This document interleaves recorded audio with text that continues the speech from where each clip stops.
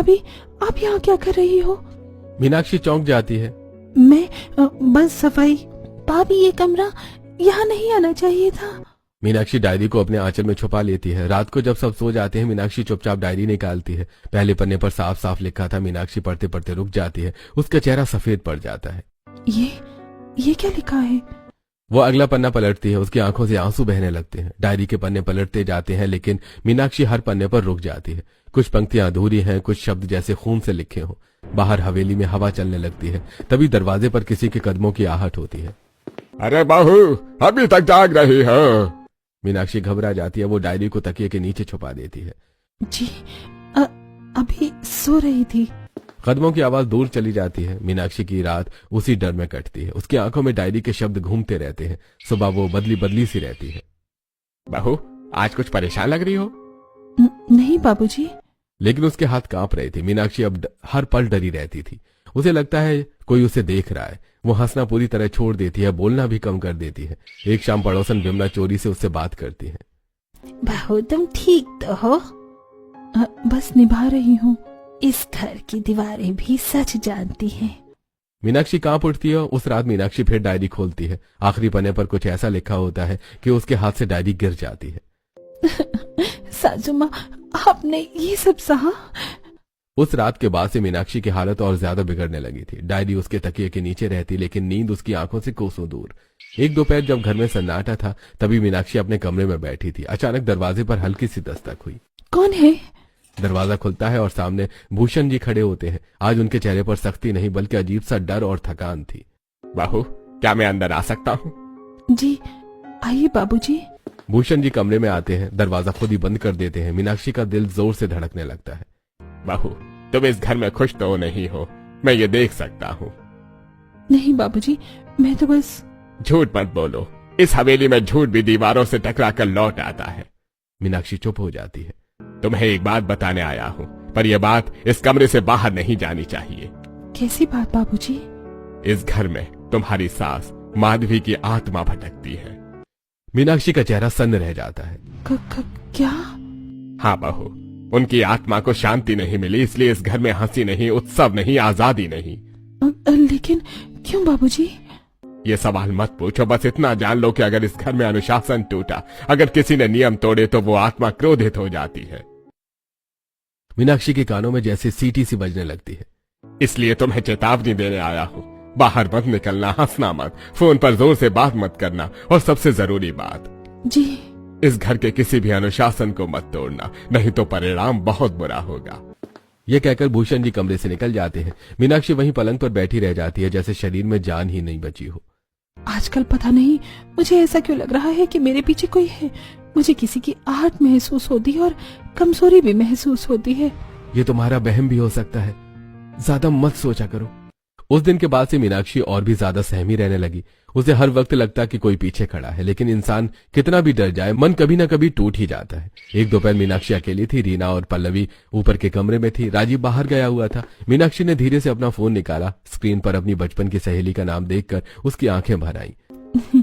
Hello, तू कैसी है? उधर से आवाज आती है और पहली बार मीनाक्षी के चेहरे पर सच्ची मुस्कान आती है। यहाँ सब ठीक है, बस थोड़ा सख्त माहौल है।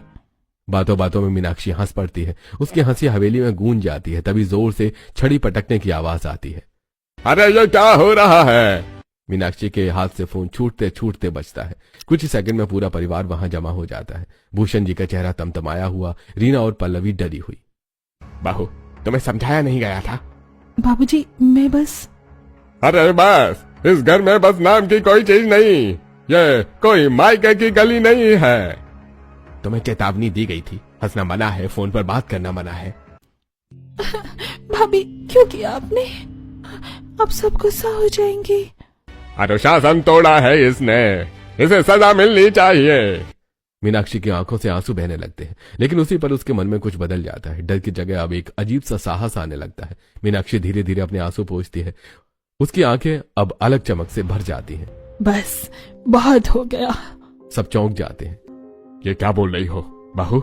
मीनाक्षी की देह हल्की हल्की कांपने लगती है। उसकी आवाज बदलने लगती है। भूषण। भूषण जी पीछे एक कदम हट जाते हैं। माधवी, अरे ये क्या हो रहा है? इतने साल मुझे कैद रखा, मेरी आत्मा को शांति क्यों नहीं दी? रीना और पल्लवी जोर से रोने लगती हैं। अनुशासन, नियम, यही था तुम्हारा प्यार। पूरा कमरा सन्न रह जाता है। माधवी, हमें माफ कर दो। मीनाक्षी जमीन पर बैठ जाती है, उसकी आंखें बंद हो जाती हैं, शरीर अकड़ने लगता है। सब डर के मारे पीछे हट जाते हैं। कुछ पल बाद मीनाक्षी अचानक शांत हो जाती है, आंखें खोलती है। बाबूजी, आप ठीक तो हैं? सब एक दूसरे को देखने लगते हैं, कोई कुछ बोल नहीं पाता। मीनाक्षी के इस नाटक के बाद पूरा घर जैसे सांस रोके बैठा था। सबको लगा था कि सच में माधवी की आत्मा प्रकट हो गई है। उस दिन के बाद से लखन जी का गुस्सा थोड़ा शांत हुआ, भूषण जी की सख्ती में भी दरार आई, लेकिन हवेली का सन्नाटा अब और भारी हो गया था। एक शाम अचानक दरवाजे पर दस्तक हुई। आइए पापा जी। दरवाजा खुलता है, सामने भूषण जी खड़े होते हैं। आज उनका चेहरा बहुत थका हुआ, बुझा हुआ लग रहा था। बहू, तुमसे कुछ बात करनी है। जी बाबूजी, बैठिए, कहिए क्या काम है? भूषण जी धीरे धीरे पलंग के किनारे बैठ जाते हैं। कुछ पल तक चुप रहते हैं, जैसे शब्द ढूंढ रहे हो। आज जो बताने आया हूं, वो बात मैंने आज तक किसी से नहीं कही। जी? तुम्हारी सास माधवी, उन्होंने आत्महत्या की थी, यह तो पता है तुम्हें। लेकिन कभी अपनी सास की मौत के पीछे की वजह जानने की कोशिश मत करना, वरना वो नाराज हो जाएंगी। मीनाक्षी का दिल जोर से धड़कता है, लेकिन चेहरे पर अब वो कोई भाव नहीं आने देती। हमने दुनिया को बताया कि वो खिड़की से फिसल कर गिर गई, लेकिन सच ये है कि उन्होंने खुद को खत्म कर लिया था। क्यों बाबूजी? बस हालात ऐसे बन गए थे, वो कमजोर पड़ गई थी। भूषण जी उठ खड़े होते हैं। यही सच है, उससे ज्यादा कुछ जानने की जरूरत नहीं। ये कहकर भूषण जी कमरे से बाहर चले जाते हैं। मीनाक्षी देर तक वहीं बैठी रहती है। उसकी आंखों में आंसू नहीं थे, सिर्फ सच्चाई का उबाल था। उसी रात मीनाक्षी छत पर चली जाती है। वहां रीना और पल्लवी पहले से बैठी होती है। ठंडी हवा चल रही होती है। भाभी, आप ठीक तो हैं? ठीक हूँ रीना। पल्लवी मीनाक्षी के पास आकर बैठ जाती है। भाभी, पापा ने आपको सब बता दिया? इतना नहीं जितना सच है। रीना और पल्लवी एक दूसरे को देखती हैं। भाभी, मम्मी की मौत का राज सिर्फ इतना नहीं है? मुझे पता है। आपको कैसे? मीनाक्षी कुछ पल चुप रहती है, फिर धीरे धीरे बोलना शुरू करती है। क्योंकि मैंने आपकी मम्मी की डायरी पढ़ ली है। रीना और पल्लवी सन्न रह जाती हैं। डायरी? वो तो... हाँ, वही डायरी जिसमें हर दर्द लिखा था। मीनाक्षी की आंखों के सामने बीते दिनों की तस्वीरें घूमने लगती हैं। डायरी का पहला पन्ना कांपते अक्षरों में लिखा था, मैं माधवी, इस घर की बहू, इस घर की पत्नी, लेकिन इस घर में मेरी कोई पहचान नहीं। मीनाक्षी की आवाज बदल जाती है, जैसे वो डायरी पढ़ते पढ़ते बोल रही हो। आपकी मम्मी को इस घर में शक्ति में रखा जाता था। हर बात पर टोका जाता था। क्या पहनना है, कैसे बोलना है, कितना हंसना है, सब तय था। रीना की आंखों से आंसू बहने लगते हैं। उन्हें ढंग से खाना तक नहीं दिया जाता था। लिखा था कि कई कई दिन सिर्फ बचा हुआ खाना मिलता था। उपवास नहीं, सजा थी वो। हमें कुछ पता ही नहीं था। उन्हें आगे बढ़ने नहीं दिया गया। सासू माँ लेखिका बनना चाहती थी, शब्दों में उनकी जान बसती थी। मीनाक्षी की आंखें भी भर आती हैं। डायरी में लिखा था, मैं लिखती हूँ तो जिंदा महसूस करती हूँ, लेकिन इस घर में मेरे शब्द भी कैद हैं। वो हवा तेज चलने लगती है। जब उन्होंने लिखने की बात कही तो कहा गया, औरत का करियर रसोई तक होता है। मम्मी। मीनाक्षी गहरी सांस लेती है। रोज रोज का अपमान, ताने, अकेलापन, उन्होंने सब सहा, लेकिन एक दिन वो टूट गई। डायरी के आखिरी पन्ने में लिखा था, आज मैंने फैसला कर लिया है, मेरे शब्द अगर जिंदा नहीं रह सकते तो मैं भी नहीं। उन्होंने डायरी लिखी, सब सच लिखा और फिर खिड़की से कूद गई ताकि दुनिया को लगे कि ये हादसा था। मम्मी ने खुद को खत्म कर लिया। मीनाक्षी दोनों नंदों के हाथ पकड़ लेती है। लेकिन सच्चाई मरी नहीं है, वो इस घर में हर सांस के साथ जिंदा है। भाभी, अब क्या होगा?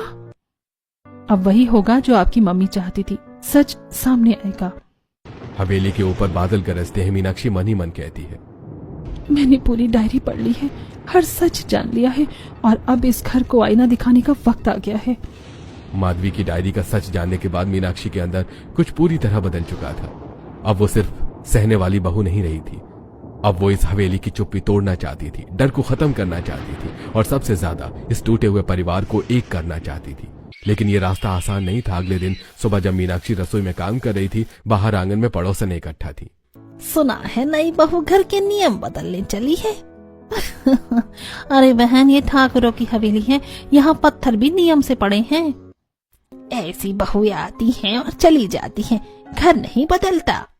मीनाक्षी ये सब सुन लेती है। पहले वो चुप हो जाती है, लेकिन आज वो रुकती नहीं। वो थाली रखती है और बाहर आ जाती है। घर पत्थरों से नहीं बनता, लोगों से बनता है। पड़ोसन एक दूसरे को देखने लगती है। बहुत बड़ी बातें सीख ली हैं लगता है। बातें नहीं, दर्द सीखा है, और दर्द इंसान को बदल देता है। ये कहकर मीनाक्षी अंदर चली जाती है। पड़ोसनें चुप हो जाती हैं। मीनाक्षी जानती थी कि बदलाव की शुरुआत घर के अंदर से करनी होगी। सबसे पहले नंदे। उसी शाम मीनाक्षी रीना और पल्लवी को अपने कमरे में बुलाती है। तुम दोनों क्या चाहती हो अपनी जिंदगी से? रीना और पल्लवी चौंक जाती हैं। हमने कभी सोचा ही नहीं, जो पापा कहे वही। मीनाक्षी उनके सामने बैठ जाती है। यही तो गलत है। तुम्हारी मम्मी ने भी यही किया था, अपने सपनों को मार दिया। तुम पढ़ोगी, बाहर जाओगी, अपने पैरों पर खड़ी होगी। लेकिन दादाजी, पापा, उनसे मैं बात करूंगी। उसी रात मीनाक्षी राजीव के पास बैठती है। राजीव जी, क्या आप खुश हैं? खुश? पता नहीं, क्योंकि आपने भी कभी अपने लिए नहीं जिया। राजीव उसे देखता रह जाता है। मुझे आपका साथ चाहिए इस घर को बदलने के लिए। अगर तुम साथ हो तो मैं भी। पहली बार मीनाक्षी को पति का पूरा साथ मिलता है। अगले दिन मीनाक्षी सीधे भूषण जी के सामने खड़ी होती है। बहू, तुम्हें कुछ कहना है? जी बाबूजी, बहुत कुछ। पूरा परिवार जमा हो जाता है। लखन जी भी छड़ी टेकते हुए आते हैं। इस घर के नियम डर से बनाए गए थे, प्यार से नहीं। अरे ये घर मेरी मर्जी से चलता है। और इसी मर्जी ने एक औरत की जान ली थी। सन्नाटा छा जाता है। माधवी जी की मौत एक हादसा नहीं थी, वो हमारे बनाए नियमों का नतीजा थी। बहू, बस करो। नहीं बाबूजी, अब नहीं। अगर हम नहीं बदले तो ये घर फिर किसी और को मार देगा। लखन जी की छड़ी कांपने लगती है। तुम कहना क्या चाहती हो? मैं चाहती हूँ कि रीना और पल्लवी पढ़ने जाएं, बाहर अपने सपने पूरे करें। रीना और पल्लवी घबराकर मीनाक्षी को देखती हैं। लोग क्या कहेंगे? लोग तो माधवी जी के मरने पर भी बोले थे, क्या मिला? ये बात भूषण जी के दिल को छू जाती है। कई दिनों तक घर में तनाव रहता है। पड़ोसनें फिर बातें बनाती हैं। सुना है नंद को शहर भेज रही है, ये बहू घर तोड़ देगी। लेकिन मीनाक्षी पीछे नहीं हटती। आखिरकार एक दिन फैसला होता है। अगर यही माधवी की इच्छा थी तो मैं रोकूंगा नहीं। रीना और पल्लवी रोते हुए मीनाक्षी को गले लगा लेती हैं। नंदे पढ़ने शहर जाती हैं। पहली बार उनके चेहरे पर आजादी की चमक होती है। मीनाक्षी घर को भी नहीं छोड़ती। वो राजीव की सेवा करती है, उसका हौसला बनाती है। तुम सिर्फ मेरी पत्नी नहीं, मेरी ताकत हो, और आप मेरा सहारा। धीरे धीरे हवेली बदलने लगती है। सुबह की चाय अब डर से नहीं, बातचीत से होती है। लखन जी भी बदलते हैं। शायद हम गलत थे, लेकिन बहू, हमें ना अपनी गलती का एहसास हो रहा है। ये शब्द मीनाक्षी की सबसे बड़ी जीत होते हैं। पड़ोसनें अब चुप थीं, क्योंकि हवेली से अब हंसी की आवाज आने लगी थी। मीनाक्षी जानती थी ये लड़ाई अभी पूरी तरह से खत्म नहीं हुई है, लेकिन अब वो अकेली नहीं थी। शायद अब मैं इस घर को बदल पाऊंगी। ऐसा ही होगा भाभी। समय धीरे धीरे अपना असर दिखाने लगा। जिस हवेली में कभी सन्नाटा और डर बसता था, वहां अब बदलाव हो रहा था। मीनाक्षी की लड़ाई रंग ला रही थी और हर किसी को अपने अपने कर्मों का सबक मिलने लगा था। सबसे पहले बदलाव आया लखन जी में। जो कभी छड़ी की आवाज से घर चलाते थे, वही अब सुबह आंगन में बैठकर चुपचाप सूरज उगते देखते थे। बहू, एक बात कहूं? जी दादाजी। हमने सख्ती को अनुशासन समझ लिया था, लेकिन वो डर था, और डर ने ही सब कुछ बिगाड़ दिया। मीनाक्षी पहली बार देख रही थी कि एक सख्त इंसान अपने भीतर झांक रहा है। भूषण जी भी बदल चुके थे, अब फैसले अकेले नहीं लेते थे। बहू, घर के काम के साथ साथ अगर तुम कारोबार में भी हाथ बटाना चाहो तो। यही तो मैं चाहती थी बाबूजी, घर भी मेरा है और काम भी। उसी दिन से मीनाक्षी ने घर के हिसाब किताब, जमीन के कागज और छोटे कारोबार की जिम्मेदारी संभालनी शुरू कर दी। राजीव के चेहरे पर अब सुकून था। तुमने मुझे भी जीना सिखा दिया मीनाक्षी। साथ हो तो सब आसान लगता है। पति पत्नी अब एक दूसरे को बोझ नहीं, ताकत बन चुके थे। उधर शहर से खबर आई, भाभी मेरा एडमिशन हो गया है, और मेरा भी। हम दोनों आगे बढ़ेंगी, अपनी पहचान बनाएंगी। मीनाक्षी की आंखें भर आईं। वो बहुत भावुक थी और राहत भरी सुकून के साथ एक गहरी सांस लेते हुए। यही तो तुम्हारी मम्मी का सपना था। पड़ोसनें जो कभी ताने मारती थी, अब खामोश थी। ऐसा लग रहा था कि उनके मुंह पर एक बड़ा तमाचा पड़ा हुआ है।